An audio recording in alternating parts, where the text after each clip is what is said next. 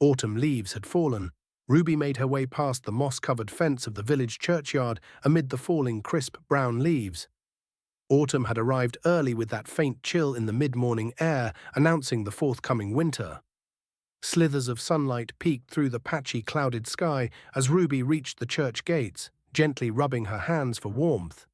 Within minutes of her arrival, Reverend Booth appeared, clutching a book. "It is indeed a little chilly," Reverend Booth remarked as he escorted Ruby past the old, crumbling headstones lining the pathway to the church doors. Reaching the church doors, Ruby paused for a moment, looking back, and sighed. "What is it?" the Reverend asked. Ruby reached into her pocket, retrieving a single lilac handkerchief, and wiped away a tear from her eye. "Nothing, nothing," she replied. "Come now, don't upset yourself," the Reverend prompted, opening the beautiful carved church door.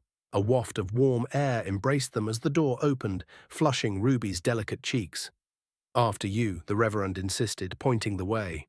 As the door closed behind her, memories of a recent event became too much to bear as she reached for her handkerchief once more.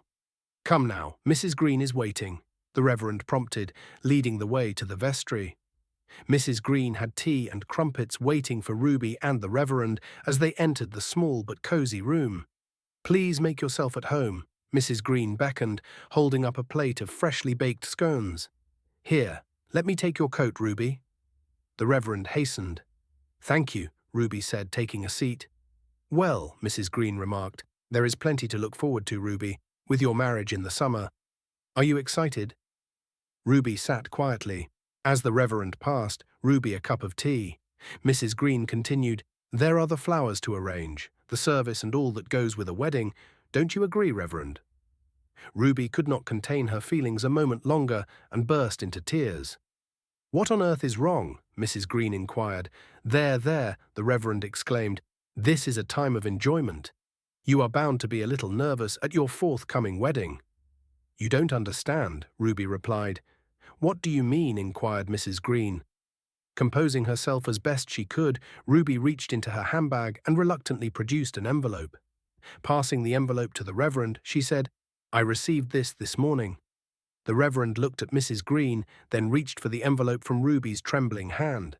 Ruby watched as the Reverend unfolded the letter from the envelope and began reading.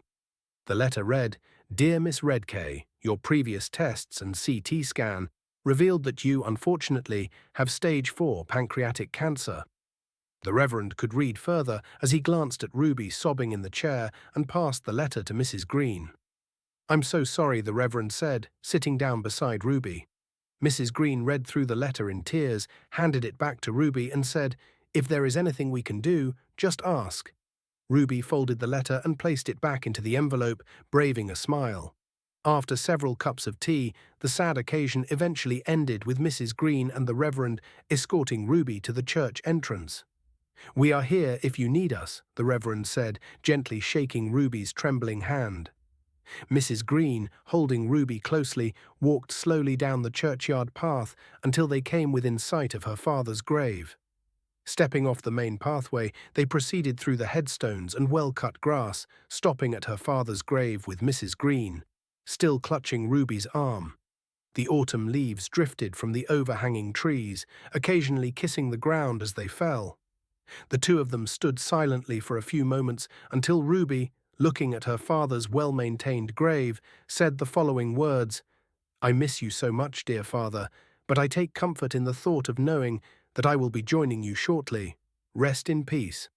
After a brief pause, no more was said as the couple walked slowly towards the main path, where Mrs. Green hugged Ruby and watched her walk slowly away into the distance. Sadly, Ruby passed away months after receiving her diagnosis, never fulfilling her dream of becoming a bride. As per her wishes, Ruby was later buried alongside her father in the church graveyard where the autumn leaves had fallen. By G.D. Hancock,